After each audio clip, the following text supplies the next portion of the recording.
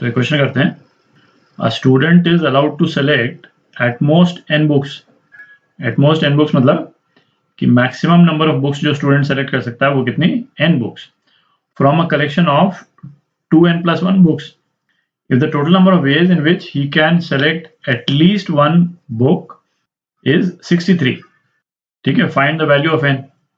तो ये जो फिगर हमको 63 दे रखा है ना, ये क्या दे रखा है, number of ways of selecting one book plus number of ways of selecting two books, है ना, एटलीस्ट वन बुक, तो plus number of ways of selecting 3 books, और कहाँ तक, number of ways of selecting n books, क्योंकि student जो है वो मैक्सिमम n बुक सेलेक्ट कर सकता है। ठीक है, तो number of ways of selecting at least one book, ये कितना दे रखा है, ये 63 दे रखा है अपने को। ठीक, अच्छा, टोटल नंबर ऑफ बुक्स कितनी दे रखी है, 2n+1 दे रखी है।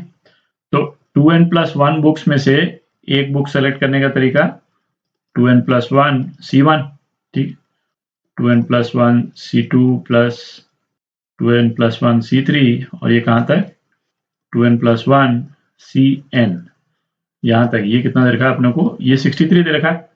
ठीक, अपने से n की वैल्यू पूछी है। अच्छा, बायनोमियल कोएफिशिएंट्स के एडिशन का जो जनरल सम होता है ना, वो क्या होता है, nc0 plus nc1 plus nc2, और कहाँ तक, ncn तक। ये कितना होता है, ये 2n होता है ना, ये तो अपने को मालूम। अच्छा, अब n की जगह हम 2n+1 लिख दें, तो 2n+1 C0 plus 2n+1 C1, और ये कहाँ तक 2n+1 C 2n+1, ये कितने के बराबर हो जाएगा, 2n+1 के बराबर हो जाएगा। अच्छा, अब आप देखें, ये 2n+1 जो बुक्स का जो नंबर दे रखा है वो क्या है, वो ऑड नंबर है।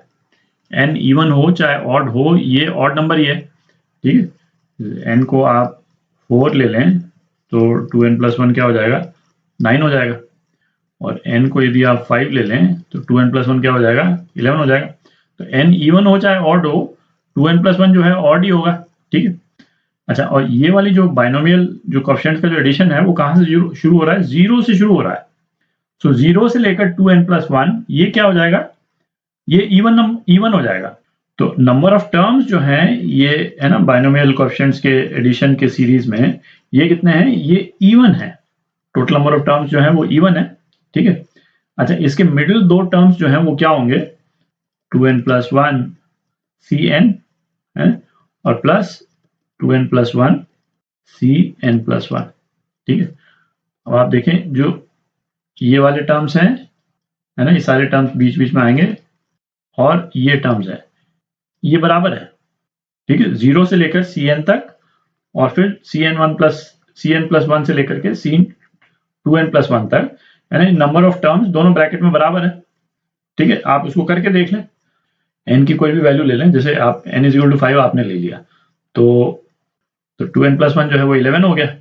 ठीक है, और 0 से 2n+1 कितने टर्म्स हो गए, 0 से लेकर 11, तो ये कितने हो गए, 12 टर्म्स हो गए। ठीक है, तो हाफ पॉइंट कितना हो जाएगा, 0 से लेकर 5 तक की टर्म्स जो हैं वो कितनी टर्म्स हो गई, 6 टर्म्स हो गई, और 6 से लेकर 11 तक ये भी कितनी हो गई, 6 टर्म्स हो गई। ठीक है, और 5 क्या है, ये n की वैल्यू है, दिख रहा है। तो एक तो ये क्लियर हो गया कि इस ब्रैकेट में, है ना, नंबर ऑफ टर्म्स जो है वो सेम है। अच्छा, अब दूसरा एस्पेक्ट क्या है कि इस ब्रैकेट में ये जो सम है टर्म्स का, है ना, ये भी सम है, ये भी सेम है दोनों ब्रैकेट्स में। ठीक है, इस ब्रैकेट का टोटल सम और इस ब्रैकेट का टोटल सम सेम है। क्यों सेम है, क्योंकि भाई ये तो अपने को मालूम ही है, NCR जो है वो किसके बराबर होता है, NC(n-r) के बराबर होता है। ठीक है, तो इसका मतलब क्या हुआ कि जिन दो टर्म्स के ये जो नीचे वाले जो कोएफिशिएंट्स हैं r, और ये n-r वाले, ये वाले जो कोएफिशिएंट्स हैं, दोनों का सम टोटल यदि n के बराबर होता है, ठीक है, तो उन एक्सप्रेशंस, तो वो दोनों एक्सप्रेशन जो हैं बराबर होंगे। तो इस वाले केस में, है ना, कौन कौन से टर्म्स बराबर हो गए, आप देखें, ये पहला वाला टर्म और ये लास्ट वाला टर्म बराबर है ना, ये भी 1 है, ये भी 1 है, वैसे भी दिख रहा है। और ये जो 0 वाली टर्म है, 0 + 2n+1, ये किसके बराबर है, 2n+1 के बराबर। ठीक है, ये बीच वाले 2 टर्म्स हैं, ये बराबर है, ठीक है ना, n और इधर है n+1, तो n+n+1 ये कितना 2n+1 के बराबर हो गया, ठीक है। तो ये दोनों टर्म्स बराबर है। इसी तरह से आप कोई भी टर्म ले लें, है ना, जैसे ये वाली टर्म लें तो ये लास्ट से कौन सी टर्म हो जाएगी, c2n+1 हो जाएगी वो टर्म, है ना, इसके जस्ट पहले वाली टर्म, और फिर इनके ये वाले ऑप्शन आप ऐड करेंगे तो 2n+1 आ जाएगा, तो वो दोनों टर्म्स बराबर है। तो इस ब्रैकेट का एडिशन और इस ब्रैकेट का एडिशन सेम हो गया, ठीक है। अब ये नीचे वाला ये मिटा देता हूँ, तो इसको क्या लिख सकते हैं, 2 इंटू, है ना, ये लेफ्ट वाला ब्रैकेट लिख रहा हूँ मैं, 2n+1 c0 plus 2n+1 c1 and so on 2n+1 cn, ये किसके बराबर हो गया, 2n+1 के बराबर हो गया, ठीक है। अच्छा 2 से ये +1 वाला पोर्शन हट जाएगा, ठीक है। अच्छा ये 2n+1 c0 ये तो 1 ही होता है, तो 1 प्लस ये पूरा टर्म फिर वापस है 2n+1 c0 से लेकर के कहां तक 2n+1 cn, ये किसके बराबर हो गया, 2n के बराबर हो गया, ठीक है। क्योंकि ये 1 जो है, ये वाला 1 ये किससे कैंसिल हो गया, इस 2 से कैंसिल हो गया, ठीक है। अब थोड़ी जगह बना लेते हैं। तो अब आप देखें जो ये वाला एक्सप्रेशन है, ये वाला एक्सप्रेशन और ये वाला एक्सप्रेशन तो सेम ही है ना, एग्जैक्टली सेम है। तो इस वाले एक्सप्रेशन को केवल इस तरह से ब्रैकेट में मैं शो कर रहा हूँ, है ना, ये ब्रैकेट, ये और 1 को दूसरी तरफ ले जाते हैं, तो ये किसके बराबर है, 2n-1 के बराबर हो गया, है ना, पिंक लाइन वाला जो ये है, और ये अपने को दे रखा है 63 के बराबर, ठीक है। तो 2n ये 64 के बराबर हो गया, तो 2n कितने के बराबर हो गया, 6 के बराबर हो गया, तो n जो है वो 3 आ गया, ठीक। तो ये आपका आंसर है, ये आपका आंसर। तो ये क्वेश्चन करते हैं, m men and n women are to be seated in a row so that no two women sit together। तो m तो हो गए men हो गए और n जो है वो women है। So if m is greater than n then show that the number of ways in which they can be seated is इतना, ठीक है।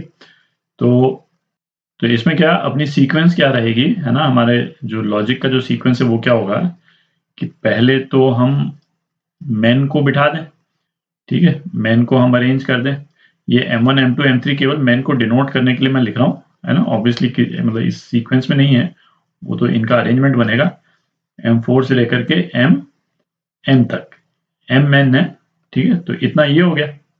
अब क्या, no two women have to be together, ठीक है। तो इनके बीच में जो स्पेस होगी, है ना, मेन के बीच में जो स्पेस होगी वो कितनी हो जाएगी, m+1 गैप्स हो जाएंगे। ये जो गैप्स जो हैं, ये गैप्स 1 2 3 4 5, है ना, ये गैप्स हो गए टोटल, ठीक है। यहाँ पे इन गैप्स में यदि विमेन बैठती हैं तो no two women will be together, ठीक है। तो टोटल m मेन है, तो नंबर ऑफ गैप्स कितने हो गए, m+1 गैप्स हो गए, ठीक है। तो m+1 गैप्स में से हमको कितने गैप चाहिए, हमको n गैप्स चाहिए, तो लॉजिक होगा सेलेक्ट n गैप्स, है ना, n गैप हमने सेलेक्ट कर लिए और उसके बाद में नेक्स्ट स्टेप क्या होगा, arrange n women in these n gaps, ठीक है। ये अपनी सीक्वेंस हो जाएगी, एक एक करके करते हैं अब, है ना। तो अब सबसे पहले मेन को अरेंज कर रहे हैं, m फैक्टोरियल, है ना, मेन को अरेंज कर दिया, m+1 गैप्स हमारे को मिल गए। अच्छा m+1 गैप्स में हमने सेलेक्ट कर लिए n गैप्स सेलेक्ट करने के तरीके, है ना, और उसमें हमने विमेन को बिठा दिया n फैक्टोरियल, ठीक है। तो इसको आप एक्सपैंड कर देंगे तो आपका आंसर आ जाएगा m factorial n factorial m+1 factorial upon n factorial m+1 minus n factorial, ठीक है। तो n फैक्टोरियल कैंसिल आउट हो गया और यही एक्सप्रेशन आ गया, आपको दिख रहा है, ये एक्सप्रेशन है ना, ये एक्सप्रेशन आ गया, ये आपका आंसर।